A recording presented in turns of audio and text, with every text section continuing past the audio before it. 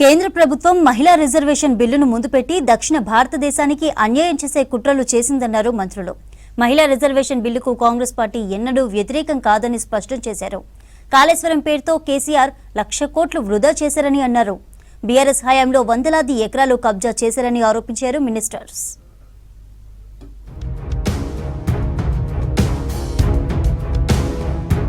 ములుగు జిల్లా మేడారంలో పర్యటించారు మంత్రులు పొంగిరెడ్డి శ్రీనివాసరెడ్డి, సీతక్క. మేడారం సమ్మక్క సారలమ్మ తల్లులను దర్శించుకున్నారు. మేడారం ప్రాంగణంలో జరుగుతున్న అభివృద్ధి పనులను పరిశీలించారు. పనుల నాణ్యతలో రాజీ పడే అవకాశమే లేదన్నారు మంత్రులు.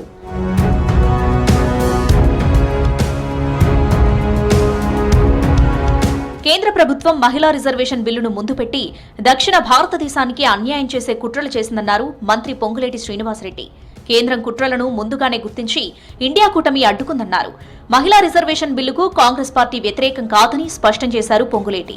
దక్షిణాది రాష్ట్రాల ప్రమేయం లేకుండానే దేశాన్ని పాలించేందుకు మోదీ ప్రభుత్వం కుట్రలకు తెరలేపిందన్నారు మంత్రి సీతక్క.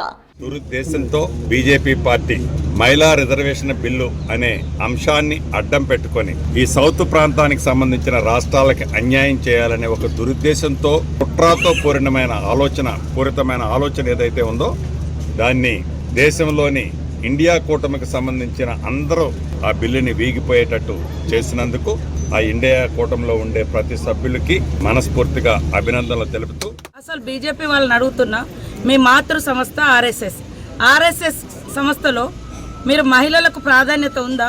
మహిళలకు సభ్యత్వం ఉందా? మీరు 40 సంవత్సరాలు అయింది మీ బీజేపీ పార్టీ పుట్టి.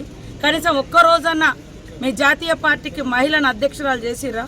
ఈరోజు కాంగ్రెస్ అంటేనే మహిళా నాయకత్వాన్ని ఎంకరేజ్ చేసే పార్టీ. కార్మికులకు యాక్సిడెంటల్ ఇన్సూరెన్స్ 10 లక్షలకు పెంచామన్నారు మంత్రి వివేక్ వెంకటస్వామి.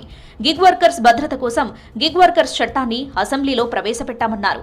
సిద్దిపేటలోని కాంగ్రెస్ ఆఫీసులో భవన నిర్మాణ కార్మికుల సమీక్షా సమావేశంలో పాల్గొన్నారు మంత్రి వివేక్.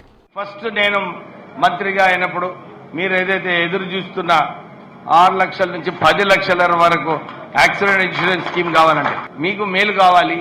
లేదు, ఈ చాలా మంది పనిచేస్తుంటారు, యాక్సిడెంట్ అయితే 10 లక్షలు ఇచ్చినా కానీ తక్కువనే ఇద్దాము 10 లక్షలు అని చెప్పి ముఖ్యమంత్రిని నచ్చజెప్పి నా పరిధిలో ఉన్నందుకు ఇమీడియట్లీ నేను ఆ స్కీమ్ అమలు చేయడం జరిగింది. కాళేశ్వరం పేరుతో కేసీఆర్ 1,00,000 కోట్లు వృధా చేశారని అన్నారు మంత్రి వివేక్ వెంకటస్వామి. గత బీఆర్ఎస్ ప్రభుత్వం చేసిన అప్పులకే 20,000 కోట్ల మిత్తిలు కట్టామన్నారు. బీఆర్ఎస్ హయాంలో వందలాది ఎకరాలు కబ్జా చేశారని ఆరోపించారు. సిద్దిపేట జిల్లా కేంద్రంలో వివిధ పార్టీల నుంచి నేతలు, కార్యకర్తలు మంత్రి సమక్షంలో కాంగ్రెస్ లో చేరారు. సిద్దిపేట అభివృద్ధి కోసం రాష్ట్ర ప్రభుత్వం 18 కోట్లు మంజూరు చేసిందన్నారు. సిద్దిపేట పర్యటనలో ఉచిత మెగా వైద్య శిబిరాన్ని ప్రారంభించారు మంత్రి. ఆ తర్వాత పేషెంట్లకు స్వయంగా బీపీ చెక్ చేశారు. కేసీఆర్ హయాంలో కాళేశ్వరం అని చెప్పి 1,00,000 కోట్ల రూపాయలు వృధా చేశాడు. 5 సంవత్సరాలు అయింది ఈ ప్రాజెక్ట్ కట్టి, కానీ కేవలము 60 టీఎంసీల నీళ్లు ప్రజలకు ఇద్దామని చెప్పి పంపింగ్ చేసినారు. అది కూడా పైనుంచి వాన వచ్చినప్పుడు 60 టీఎంసీ నీళ్లు కూడా వృధా కావడం జరిగింది. అంటే మనము ఏదైతే ఆ 1,00,000 కోట్ల ప్రాజెక్టు పైన ఇప్పటి వరకు 20,000 కోట్ల రూపాయలు కేవలం మిత్తి కట్టడం జరిగింది. మొక్కజొన్న పంటను కొనుగోలు చేసేందుకు కేంద్రం ఈ సీజన్లో అయినా ముందుకు రావాలని కోరారు మంత్రి తుమ్మల నాగేశ్వరరావు. కొనుగోలు చేస్తున్న శనగ, పొద్దుతిరుగుడు పంటలపై ఉన్న 25% పరిమితిని ఎత్తివేసి పూర్తిగా కొనుగోలు చేయాలని కేంద్రానికి మరోసారి లేఖ రాశారు. 10 ఏళ్లలో రైతుల ఆదాయాన్ని రెట్టింపు చేస్తామని హామీ ఇచ్చిన కేంద్రం పూర్తిగా ఫెయిల్ అయిందన్నారు. పంటలను పూర్తి స్థాయిలో కొనుగోలు చేయకుండా పరిమితులు విధిస్తున్నారని ఆరోపించారు. కేంద్రం రైతులను పట్టించుకోకపోవడం సరికాదన్నారు. వరి ఉత్పత్తి అయినప్పటికీ ధాన్యం సేకరణను ప్రతి సంవత్సరం తగ్గించడం, దొడ్డు బియ్యం సేకరణ విషయంలో మాట మార్చడంతో రైతులు ఇబ్బందులు పడుతున్నారని గుర్తు చేశారు మంత్రి తుమ్మల.